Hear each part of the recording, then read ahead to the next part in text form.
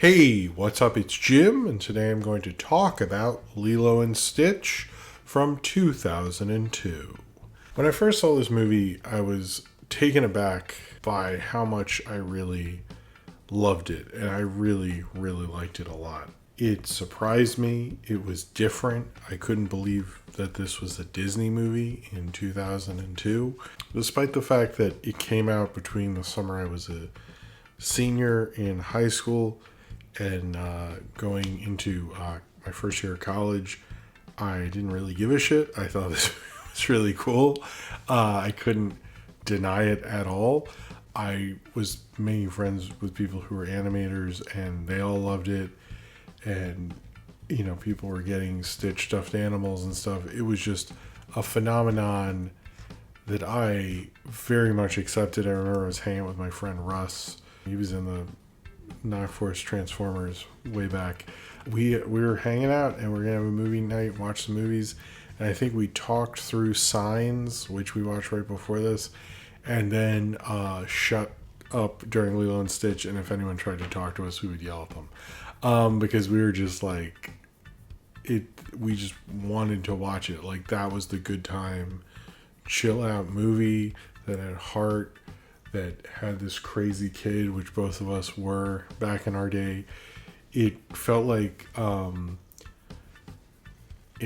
Disney had some of that Calvin Hobbes Totoro energy, which felt like something that would never happen, which now at least part of that equation is more of a thing.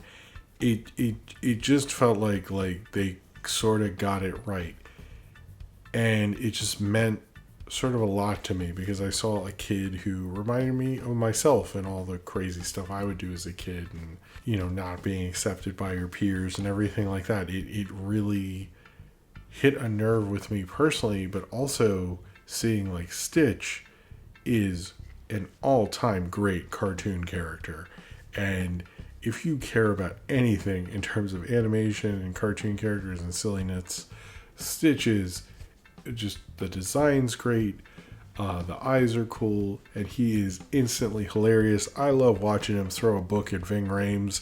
That is hilarious. I watched this movie twice before doing this review, and I LOL each time where he just like throws a book in Ving Rhames' face. Stitch doesn't care, and it is hilarious. It's really funny. He's just, oh my god, I just love the chaos demon that Stitch is. But Disney at the time was not in a great place. This was a year after Shrek had come and just made fun of the Disney kind of standard fairy tale thing. They weren't actually making fairy tales at the time. This is like a little after Emperor's New Groove, which we all like now and I like a lot and stuff. But at the time, culturally, they really hadn't had a major hit since Tarzan, and that was 3 years before. And also that had bad Phil Collins music in it, so I don't really count that as a hit, let's say. But I mean, financially, yes. Phil Collins music in your movie, I mean, could that ever be good? Probably not. They did the extra adventure stuff. They were very much more experimental at that time than probably they've ever been before or since. It really didn't work out. I think it sort of ended with that Bust-a-Moo movie. But like, Lilo and Stitch felt like this insane breath of fresh air. How the fuck did this happen kind of movie. It felt like a miracle, frankly, that Disney would not be able to repeat.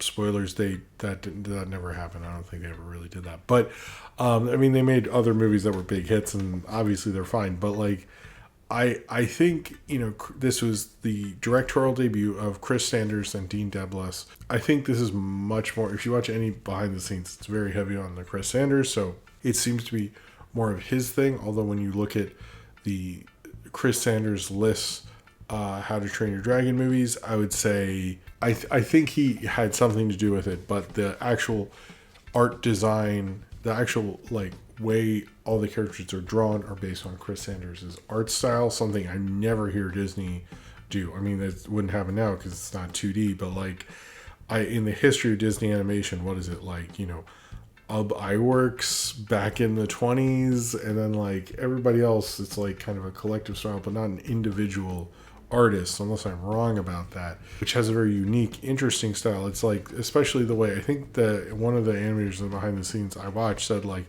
it's basically like, someone's melting and like it all ends like the feet or something like that. And it had this unique style to it that felt, as much as, animation at the time, in terms of like what was going on TV, is like starting with the sharp edges and like all that stuff. This is very smooth and curved and not at all like what was really going on and what was popular. But also feeling very Disney, but also feeling like, how did Disney let this happen? This being about Stitch, which was Experiment 626, which I realize now rhymes with Stitch, which I'm sure is not a coincidence, and that has just hit me. Whatever. That's pretty good. Pretty good. He has escaped from this experiment, and he goes to Earth, or really Hawaii, where he meets Lilo, who's kind of a latchkey kid who's being looked after by her sister. That relationship is not going well, and Child Protective Services is getting involved as she is dealing with this insane monster, basically, who she believes is her dog. They're trying to keep the family together. Stitch, it gets kind of sort of becomes a part of this family, as they very much say Ohana means family. That is apparently exactly what it means. As Lilo's sister, Nani, is trying to keep everything together and deal with this crazy kid and her crazy dog, and hopefully not get Lilo taken away by Child Protective Services. This movie did not feel like, Disney movies did not have kids like this at the time. You didn't have crazy families who were yelling at each other and being silly like this. Just didn't happen. But it felt very real in a way that I still feel like their relationship, Lilo and Nani, I mean, they feel like siblings, which is a very different thing. But that relationship feels aggressive. It feels like weird to watch a Disney movie with siblings who definitely have hit each other a few times, not in a like abusive way, just in like how siblings do. It felt much more rough around the edges, but also understandable. And Stitch just felt like so much fun, and oh my god, it's just like reliving this. I was like, I knew like this is like a flat out classic right here. Like, it was like 2002 had a lot going on.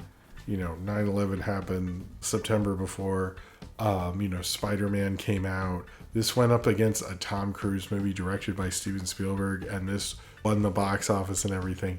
It was a wild summer. But I think the appeal of this is just like, it is so well structured. It is so well thought out. Everything is like perfectly unique and perfectly engineered in a way that like you want your Disney movies to be. You want your big studio movies to have this much heart and this much soul. As much as like, this and How to Train Your Dragon have been called sort of like E.T. ripoffs, I think there's a certain, I understand that to a degree, but I think what they got about being E.T., and so many people tried to rip off E.T. and failed, that if you succeeded, I think that's an accomplishment. But E.T. has a heart to it. E.T., you understand who the family is. They laugh, they cry. The mom laughs that, the older brother said penis breath. It feels like a real family. And I think the thing about this and their later film, How to Train Your Dragon, is that felt like a family to it. Ohana means family, but this feels like the whole theme of it. It feels like when things are getting rough about the Child Protective Services thing, that feels like a real moment. It feels like scary. It feels worrying. It feels real. And I think the more times I watch this, I think of, what I think of as like Calvin and Hobbes moments, or like, Stitch being like this crazy thing who'll do everything, and watching it. I've watched this movie so many times throughout my life. I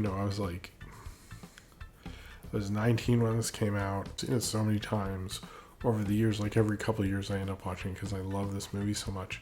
It's definitely one of the best Disney movies, and like watching it from being like, a dumb guy with his friend to like watching it snuggling on the couch with my kids is and watching my daughter laugh at the chainsaw joke and like but I think why this film has maintained is that like you remember being a crazy kid and you remember how you were probably too much and your parents were just trying to deal with it. I mean, when I watch it now, when I watch Nani look at her, it's like that's how parents look at their kids, and Nani is way over her head, and the film doesn't skirt that at all, while also showing that like this Lilo kid thinks she can handle Stitch, which is insane, but like she like does it, and it's like a miracle. And sometimes kids are like that. You're like, how does this even make sense? You've been yelling at me all day, and then you just wonderful thing. Like kids have that, and it like doesn't lie about childhood. It doesn't smooth the edges. And I don't know if necessarily like Disney movies like lie or like that. You know, I'm not one of those people who's like Disney promised me this. Disney didn't promise me shit. Like, come on now. Like grow the like. I hate when people say that, but like it just felt like this was warts and all, like this little family, and it felt very just too real in a lot of sense. Like it felt like a little indie movie, but it also felt like a classic Disney film. It felt like all of it. Like I remember watching this with these guys and thinking like these guys are like the directors to watch, and I have been very proven right by that over their filmographies, which, you know, looking at The Wild Robot, looking at the How to Train Your Dragon films, they're just exceptional storytellers. You know, even if it doesn't always work out, they at least try different things, but there's a real honesty to what they're doing. You know, if you look at the How to Train Your Dragon films, that is about a father and son. Lilo and Stitch is about two sisters, and the changing dynamic. Man, Lilo and Stitch like takes on a lot of fucking stuff. Like this is just like insane. And at the time, it felt like they had a kid one of the kids in the hall doing a voice that felt crazy to me. I know Dave Foley was in A Bug's Life, but it's like it felt different because it was like, you know, Dave Foley's like the mainstream kids in the hall. You know, everybody knows that. But like, like they had one of the other kids in the hall. To me, that felt crazy at the time. Right? It doesn't make sense.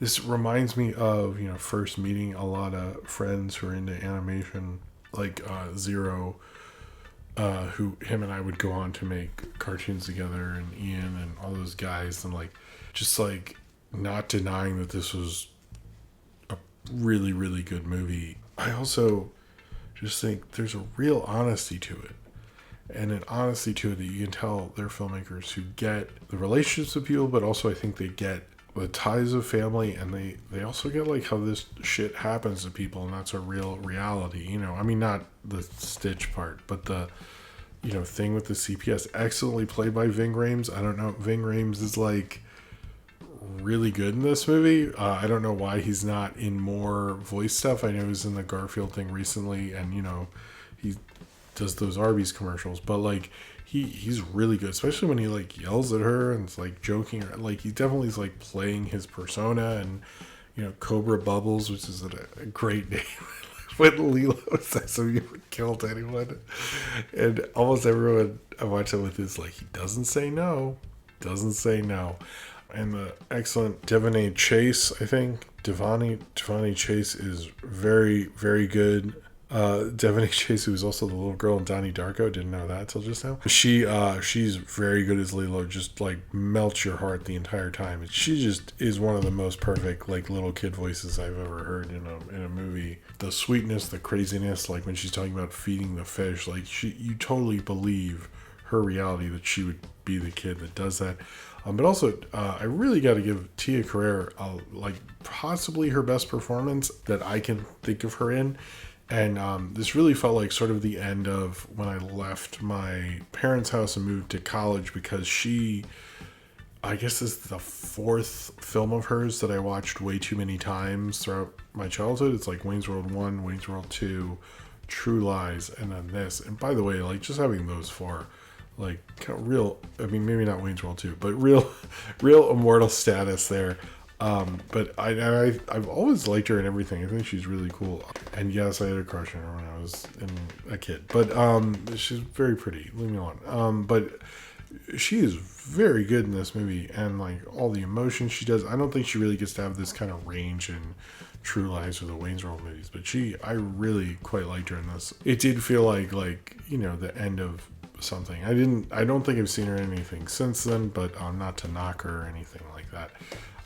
Unfortunately, I think she's really cool. If it was me, I'd put her in more stuff. What I like about Chris Sanders and Dean Douglas is like they show, I think, a part of family and growing up and the kind of reality of it. Like, I don't know if they're parents, but like between this and like Wild Robot and like How to Train Your Dragon, and you look at those films, I do feel that you get the hardship of parenting and the craziness of it and the craziness of raising a little creature who will just do anything and stuff, and then you add Stitch to that mix as well, and Stitch being just like this classic crazy cartoon character who you both want to see him do something funny and crazy and hold a chainsaw, but you also want to see him snuggle with Lilo. And then they have Elvis music right when Elvis was coming back, which I don't know how I'm sure that was all timed. But like right, Elvis had this like number ones album that came out that summer, or was it the summer after? Anyway, it was like right around that time, and like Elvis sort of had his like little bit of a comeback in the 2000s there. But I always loved the Elvis part because it actually plays for like a weird kid who's into this like Elvis for some reason. Like I know like Elvis has like Hawaii movies and stuff like that, but maybe Blue Hawaii. I've never seen his Hawaii movies. I don't remember Disney ever giving one artist who has a classic catalog one control over one of their movies before. But I think Elvis is a good one to do if you're going to do it. This movie's meant so much to me over the years, and I've loved it, and I put it on to relax, put it on to chill, and you always end up getting into it and loving it. It just feels like a perfect, it feels like not what Disney would ever do again, which is true, but it also feels like the perfect kind of Disney animated film. Like, there's a reason I love this so much. And probably, if we're being real, as much as I probably may have denied it before, is the reason I can do this voice. I mean, let's be real here. I can do this not because I did the voice for Cletus the Fetus, but because of Stitch. It was like doing the voice, and I do it for my kids and stuff, but I used to do it for Cletus. Now it doesn't sound as good. What do you do when you babysit? Now it doesn't sound as good. My voice is maybe deeper now. Anyway, I think this movie is infectious. I understand why so many people love it so much, and I think its way to tap into realism, the way it feels like your family or you, or it's funny to watch Stitch do stuff and the construction and the sadness and the emotion of it, but I really do think it's like a fantastic Hollywood movie in a year that we had Spider-Man and we're in the middle of the Lord of the Rings trilogy and like all this stuff was going on. It really was a fantastic Hollywood year. And even the early 2000s were a very big Hollywood time. Some real big like mainstays, Finding Nemo was the next year. The first Pirates of the Caribbean comes out, you had all these things going on at once. The X-Men movies were coming out at the time as well. Or X-Men 2 would be the next year. But this felt like just like perfectly constructed, but it didn't feel like part of it. It felt like the Ghibli thing, like the thing where he shoots the gun in the air and the rain comes down. It just, oh my god, I don't know. I don't know if I reviewed this one. I worry about that because this movie means that I just really like watching it, and like it's a very easy watch. But I think like why this broke out so much is because like it was fun seeing Stitch and all those ads where it broke into Disney movies. It's fun seeing a little crazy creature who comes in and is like, don't have a cow, man, and and messes everything up and will like, bite something and like, have his laser guns and be crazy, but also love to hug and stuff. And I think that's sort of how we all are in some sense. Like we get angry, we get mad, we get crazy. We also just, in the end, just, want to snuggle and be fluffy. And this shows a spectrum of something that at the time, when I'm not trying to make everything about Shrek, but I think that film was a pretty substantial deal. when it felt like those fairy tale things were maybe a little more one-dimensional than they really are. You had this fully formed character in a movie of fully formed characters and arcs and understanding of who those characters are, more so than I think people are ready for in a Disney animated film to this degree. Not to say I also think because this is a flat-out family movie. At the beginning is this insane sci-fi action sequence that like rivals any of the big sci-fi things they're trying to do at the time, and none of the designs really look human, like they're all animals and stuff like that, and it goes on for a while. Every time I rewatch it, I'm like, oh wow, this is like this goes on for a little bit. And I don't think it's like, I've heard some people say, oh, it's a boy movie or girl movie. I don't think it's really that gendered, to be honest. Like Stitch plays for anybody. I don't actually, I guess Stitch is a boy or something, but like he kind of just plays as like anybody. And I do think, like, as much as like the 2000s were very gendered, and we always live in very gendered times, especially like kids stuff is very gendered, but this is like everybody in the family can watch it. You can like the family stuff, you can like Lilo, you can like Stitch, you can just like looking at weird creatures. It's got something for anybody. But I think it's so like almost painfully authentic that you sort of can't deny it. And I think, and you believe the Hawaiian backdrop, and it was just like, and the script was very tight and fun. Like they really, really made a very compact, well done screenplay with this. And it's like, even having like dumb moments where he can't escape the island and stuff like that works so well, but it just establishes things and then you move on. And like, this feels like a very battle tested animated film in the best way. I could probably talk about this movie forever, but I'll try to wrap myself up and just say, I think there's a reason Stitch has permeated the culture in such a way. And it's the same reason, E.T. or Toothless or whomever, is because you want to love these characters, but these characters, you feel like if they were your friend, they would want to love you. And you love that he loves Lilo, and you love that all this craziness can be contained and that there are people who love him. And I think a real good family movie, and supposedly they asked Chris Sanders if he could make this generation's Dumbo. I don't know if this is necessarily, but I think part of what made Dumbo special is it's about the love of family. And I think this is a family that is barely hanging on, bringing in Stitch because they do sort of love him. Nani might not, since she kicked him in the water and stuff, but I think the love of the family and the love despite your craziness and your attitudes and how this isn't working out and they're not sure how it's going to work this week is a feeling a lot of families have. And I think that's a feeling we all have from time to time, is how is this all going to work? And it feels like it's all going to fall apart, and can I keep going with it? Like magic in all these movies, and like magic in life, sometimes it all sort of works out at the end of the day, and everybody's kind of like happy and themselves and preserved in the love of Ohano, which means family, and nobody really gets left behind and forgotten.